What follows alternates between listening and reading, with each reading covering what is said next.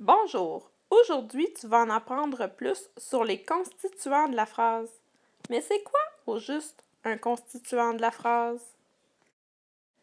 Dans une phrase, il y a 3 constituants possibles. 2 de ces constituants sont obligatoires et un est optionnel. Par exemple, dans le schéma ci-dessous, on peut voir que la phrase est constituée du sujet, du prédicat, qui sont les 2 groupes obligatoires, et parfois, elle est aussi constituée d'un complément de phrase qui est le constituant optionnel. Commençons d'abord par le prédicat, aussi appelé groupe du verbe. Il s'agit toujours d'un verbe, parfois accompagné d'un complément et ou d'un attribut. La stratégie pour trouver le prédicat est d'abord de trouver le verbe en l'encadrant de ne pas et de se poser la question qui ou quoi après le verbe. Prenons comme exemple la phrase ci-dessous. Mathieu et Danny mangent des biscuits dans la cuisine.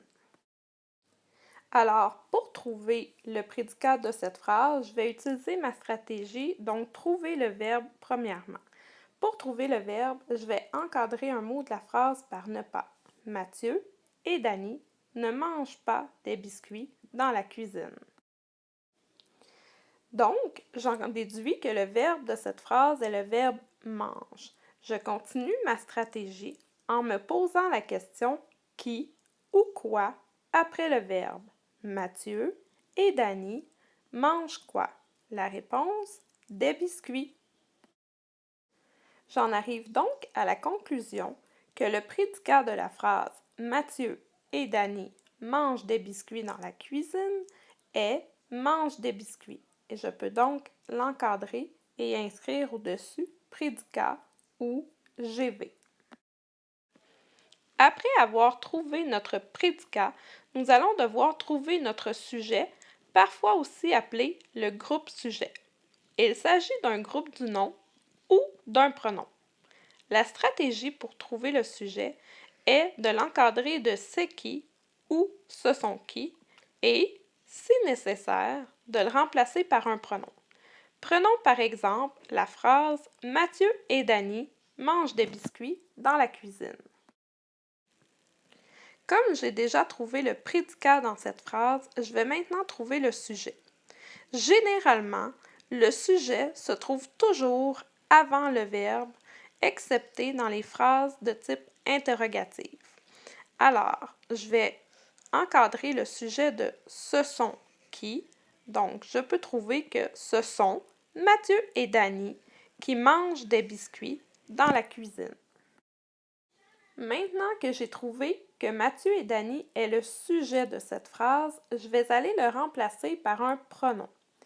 À quoi ça va me servir? Ça va me servir à bien conjuguer mon verbe.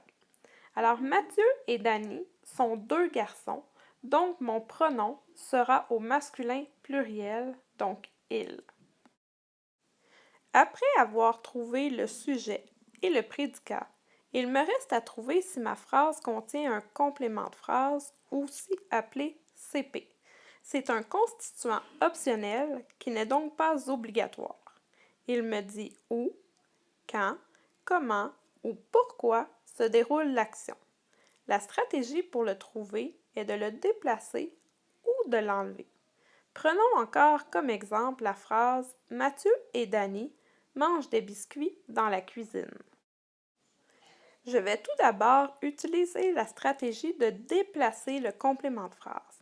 Alors, je vais prendre ce qui me reste, c'est-à-dire dans la cuisine, et le mettre au début de ma phrase. Dans la cuisine, Mathieu et Danny mangent des biscuits. Je suis donc capable de le déplacer. Je vais ensuite vérifier si je suis capable d'enlever dans la cuisine. Alors, je prends ma phrase « Mathieu et Danny mangent des biscuits » et je retire dans la cuisine. Ma phrase garde quand même son sens. On peut donc déduire que dans la cuisine est un complément de phrase. J'espère que tu as bien écouté cette vidéo, car c'est maintenant à toi d'appliquer ce que tu viens d'apprendre. Bonne chance!